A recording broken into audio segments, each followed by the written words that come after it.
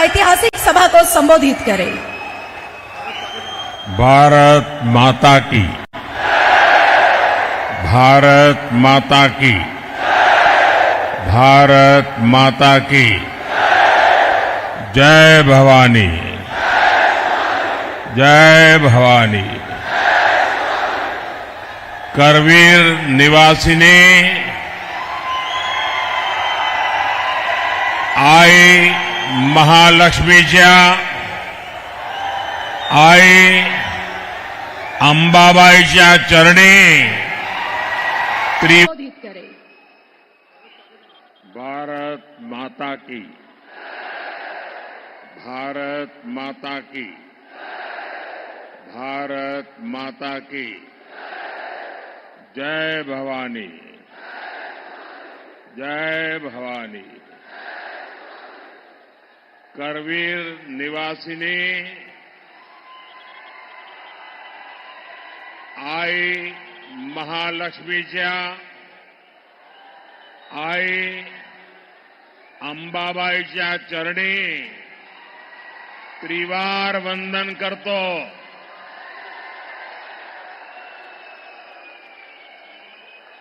तमाम कोल्हापूरकरांना माझा नमस्कार।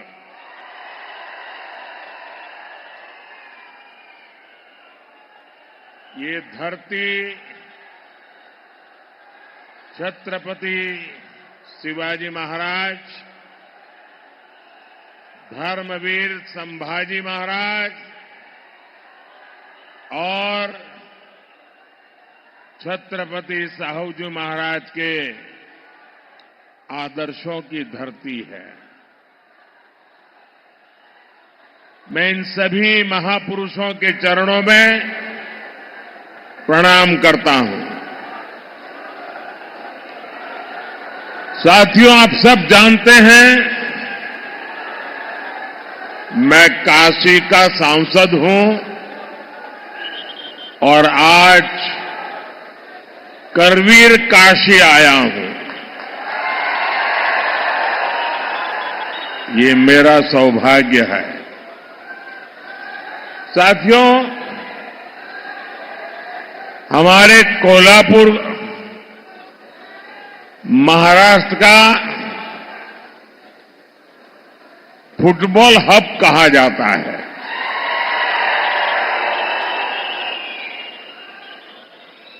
फुटबॉल यहां के युवाओं में बहुत पॉपुलर है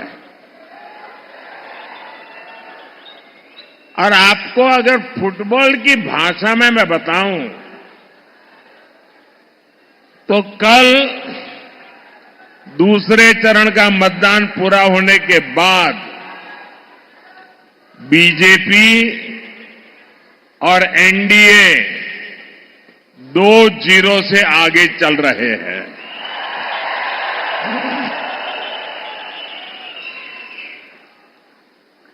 कांग्रेस और इंडिया अलायंस ने देश विरोधी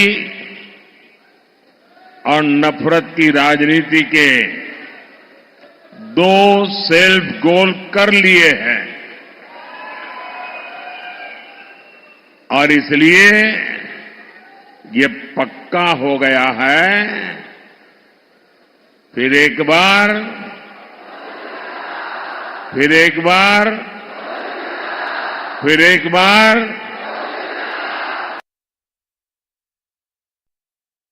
अच्छा, जरा एक और नारा बुलवाना चाहता हूं आज कोल्हापुर के धरती पर। आप बोलेंगे?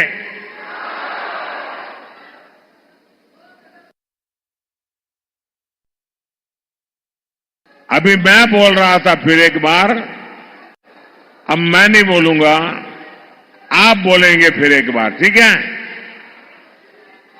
गरीबों की सरकार, गरीबों की सरकार,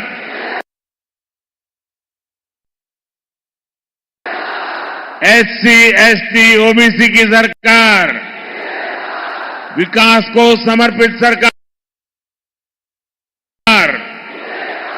युवा को अवसर देने वाली सरकार है। आप ऐसा गोल दागेंगे, ऐसा गोल दागेंगे कि आगे के सारे राउंड भी इंडिया अलायंस वाले चारों खाने चित रहेंगे।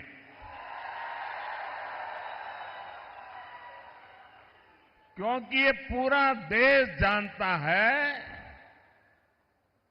जगत भारी कोल्हापुरी, जगत भारी।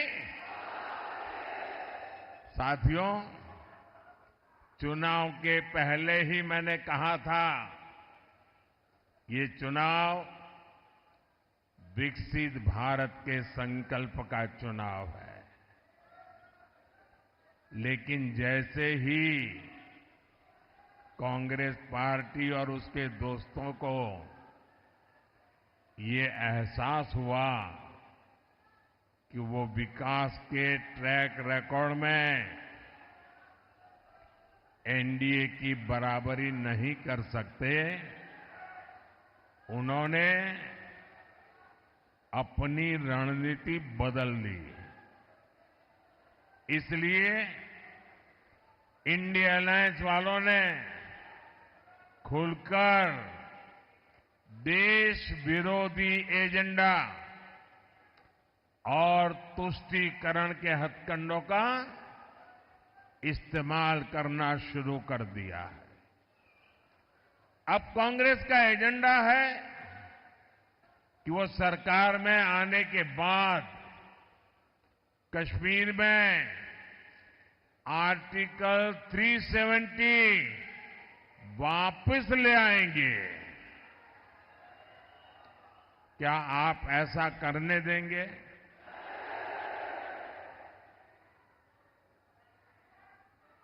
अब किसी में हिम्मत है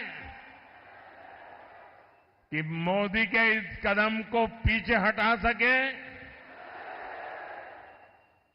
ये लोग कह रहे हैं कि इनकी सरकार बनी तो ये लोग सीएए कानून रद्द कर देंगे। क्या ये देश उनको करने देगा? और अगर करने जाएंगे तो उनकी हालत क्या होगी, उनको पता है क्या? अब आप मुझे बताइए, जिन लोगों के 3 अंकों में लोकसभा सीट जीतने के लाले पड़े हो, क्या ये इंडिया अलायंस वाले सरकार के दरवाजे तक भी पहुंच सकते हैं क्या? और उनका तो हाल ये है जी, वो ऐसी फॉर्मूला बना रहे, 1 साल 1 पीएम, ये फॉर्मूला निकालने में लगे हैं। अगर 5 साल मौका मिले तो 5 प्रधानमंत्री। अब इनको इसकी आदत हो गई। कर्नाटका में भी अभी सरकार बनी, उनकी पार्टी, उनका विजय। फॉर्मूला क्या? 2.5 साल 1 मुख्यमंत्री, 2.5 साल के बाद जो डेप्यूटी सीएम है वो मुख्यमंत्री। ये खेल खेल रहे। इन्होंने छत्तीसगढ़ में फॉर्मूला बनाई थी, 2.5 साल 1 मुख्यमंत्री, दूसरे 2.5 साल दूसरा मुख्यमंत्री। उन्होंने राजस्थान में फॉर्मूला बनाई थी, 2.5 साल 1 मुख्यमंत्री, दूसरे 2.5 साल। और हुआ क्या? ये फॉर्मूला निकालने वाले लोग 5 साल में 5 प्रधानमंत्री देश पर थोपने के सपने देखने वालों को ये देश कभी भी सहन करने वाला नहीं है। और इसलिए ये लोग देश पर गुस्सा उतार रहे हैं। कर्नाटका और तमिलनाडु में कांग्रेस और इंडिया अलायंस के लोग क्या भाषण कर रहे हैं? दक्षिण भारत को तोड़कर अलग देश बनाने की मांग कर रहे हैं। आप मुझे बताइए, अहद पेशावर अहद पेशावर तहत तंजावर, हिंदवी स्वराज्य।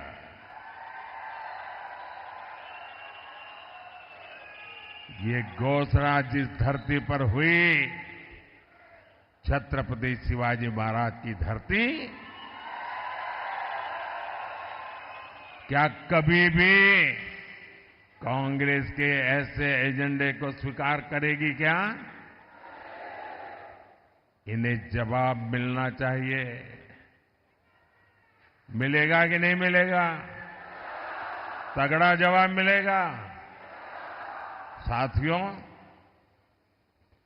अयोध्या में राम मंदिर का 500 साल पुराना सपना पूरा हुआ।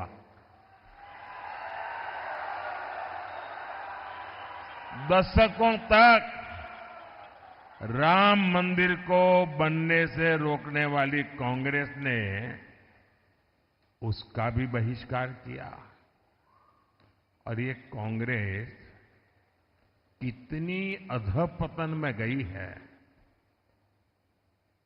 ये राम मंदिर के जो ट्रस्टी है ना, ये अच्छे लोग हैं, तो कांग्रेस के सारे पाप माफ कर दिए और घर जाकर के निमंत्रण दिया कि नहीं भाई चलो, जो हो गया आओ। उन्होंने उस निमंत्रण को ठुकरा दिया। क्या कोई कभी प्रभु राम के दरबार में जाने का निमंत्रण ठुकरा सकता है क्या? ऐसे लोगों पे भरोसा कर सकते हैं क्या? अरे कांग्रेस वाले, जरा आईने में चेहरा देखो। वो अयोध्या के अंसारी, अयोध्या का वो अंसारी परिवार जो जिंदगी भर राम मंदिर के विरुद्ध अदालत में केस लड़ता रहा। उसके पिताजी भी लड़ते रहे, वो भी गुजर गए, वो भी लड़ता रहा। लेकिन जब न्यायालय ने कहा कि भाई ये राम मंदिर है, तो वो अंसारी खुद प्रभु राम के प्राण प्रतिष्ठा के कार्यक्रम में आकर के वहां मौजूद रहे। जिंदगी भर लड़ाई लड़ी, लेकिन फिर राम के शरण आए और ये राम का निमंत्रण ठुकरा दिया। जो राम को ठुकराएगा उसको आप क्या करोगे? आप क्या करोगे? आप क्या करोगे? जो डीएमके पार्टी, वो उनकी खासम खास वो कह रही है, सनातन को गालियां देने पर अब उतारू है। कहती है ये सनातन तो डेंगू है, मलेरिया है। और जो लोग सनातन के विनाश की बात करते हैं, उन्हें इंडी अगाड़ी के लोग महाराष्ट्र बुलाकर उनका सम्मान करते हैं। ये दृश्य देख करके मुझे तो सोचता हूं बाला साहब के पर कितनी बीती होगी, बाला साहब ठाकरे के मन पर कितनी चोट पहुंची होगी। ऐसे लोग हैं ये।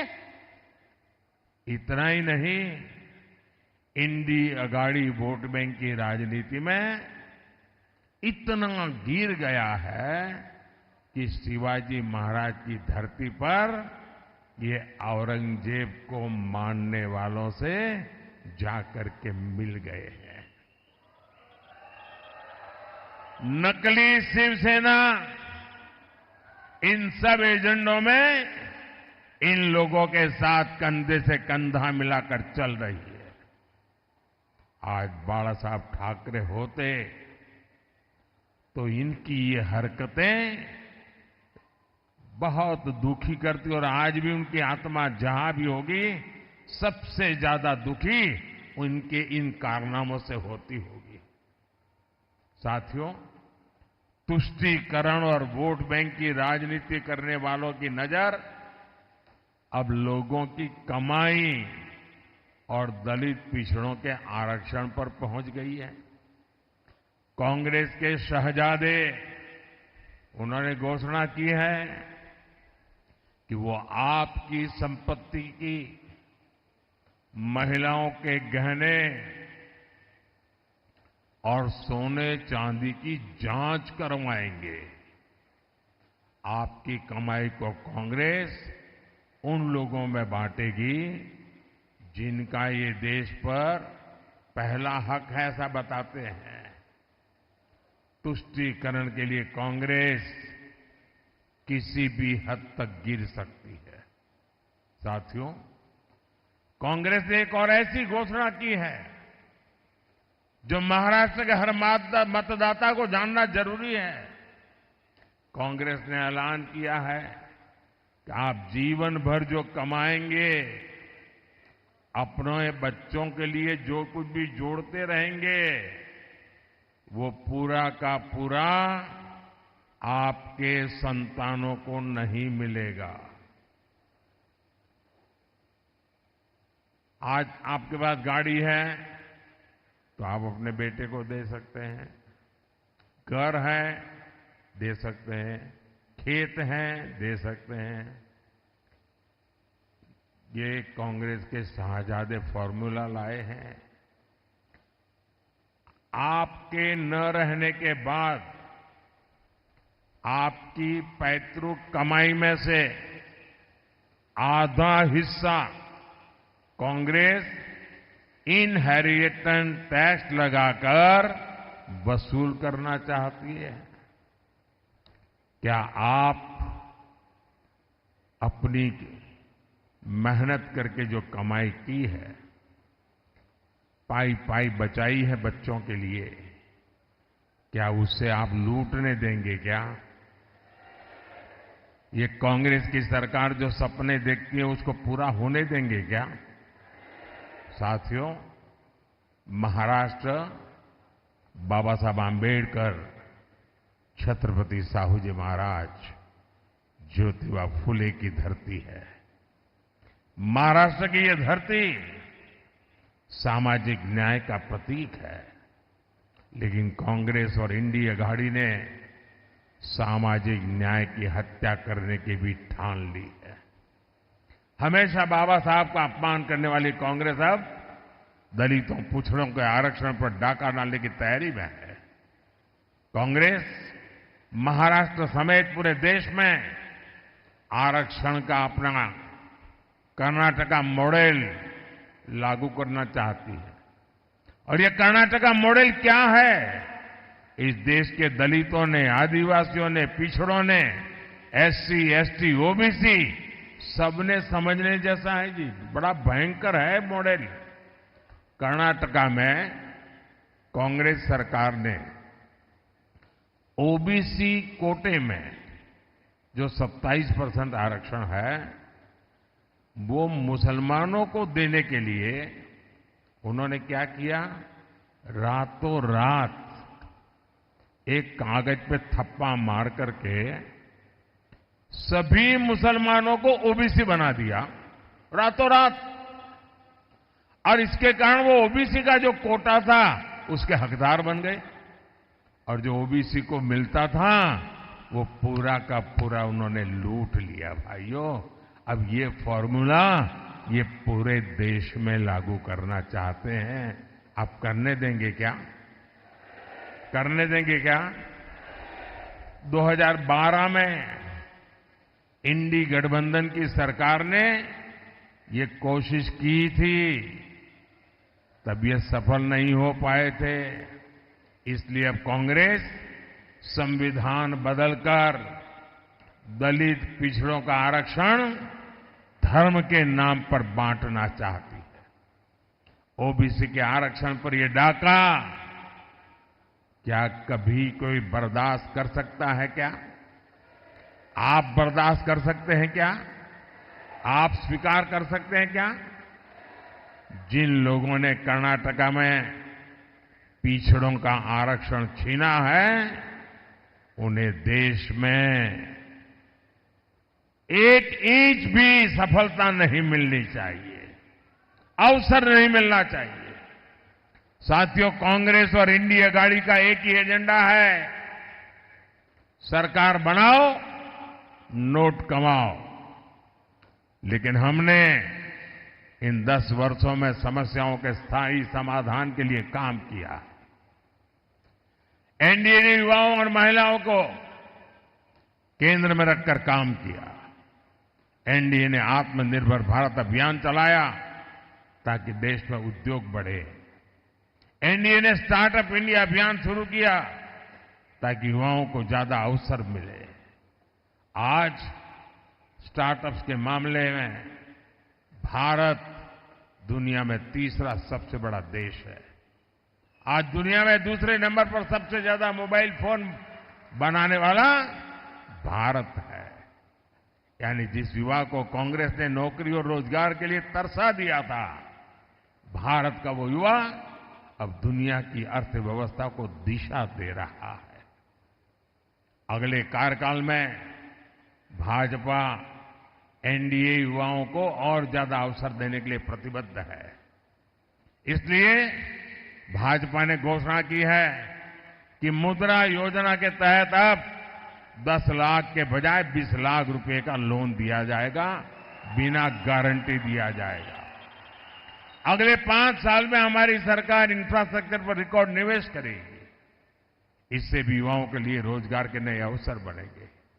साथियों, विकास में महिलाओं की भागीदारी विकसित हो और विकसित भारत की एक गारंटी है। इसलिए महिलाओं के लिए अवसर, उनकी सुरक्षा, ये मोदी की गारंटी है।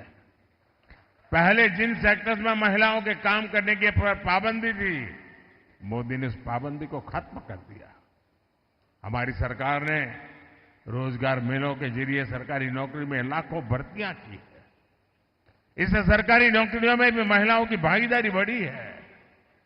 महाराष्ट्र में, यहां कोल्हापुर में सहकारी समितियों में महिलाओं की बहुत बड़ी भूमिका है। हमारी सरकार ने पहली बार अलग सहकारी मंत्रालय बनाया। हमने महिलाओं को आर्थिक रूप से मजबूत बनाने के लिए सेल्फ हेल्प ग्रुप का एक बड़ा आंदोलन खड़ा किया। इसी का नतीजा है कि पिछले 10 साल में 10 करोड़ महिलाएं सेल्फ हेल्प ग्रुप से जुड़ी हैं।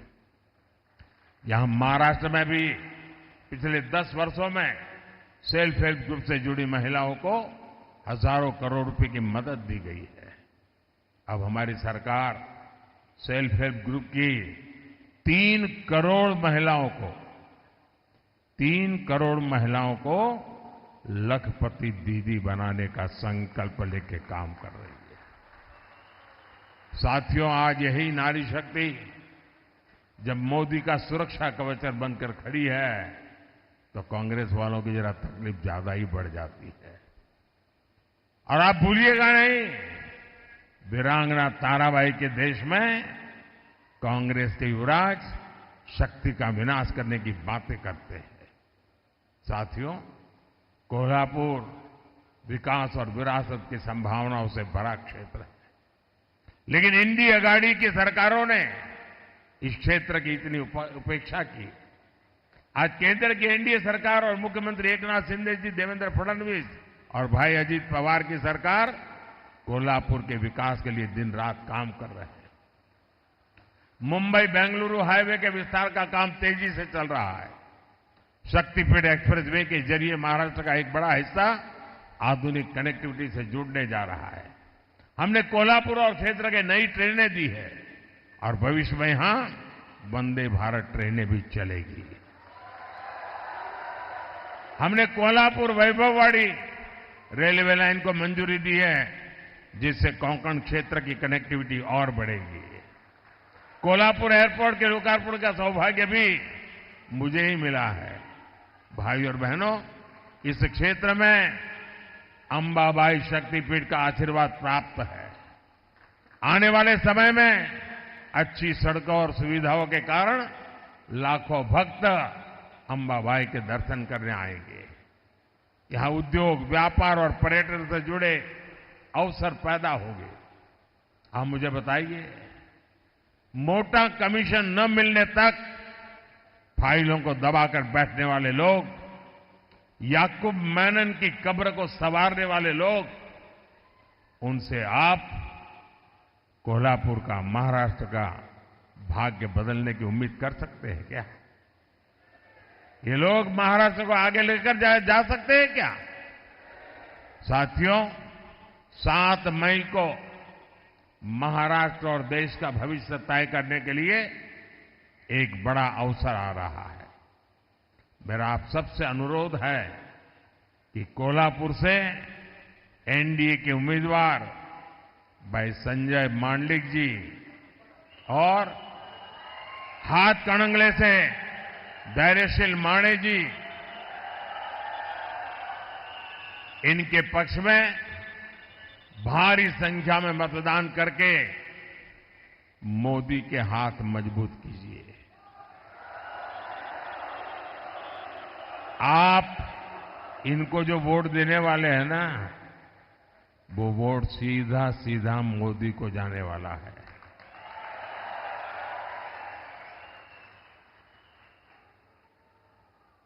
लेकिन गर्मी बहुत है, कहीं कहीं शादियां भी है, फिर भी मतदान ज्यादा होगा ना? आप घर घर जाएंगे, मतदाताओं को जगाएंगे, आप पोलिंग बूथ जीतेंगे, मतदान के पुराने सारे रिकॉर्ड तोड़ेंगे, पक्का? अच्छा, मेरा एक काम करेंगे, ये मेरा पर्सनल काम है, करेंगे? जरा हाथ ऊपर करके बताइए, करेंगे? करेंगे? मेरा एक काम करना,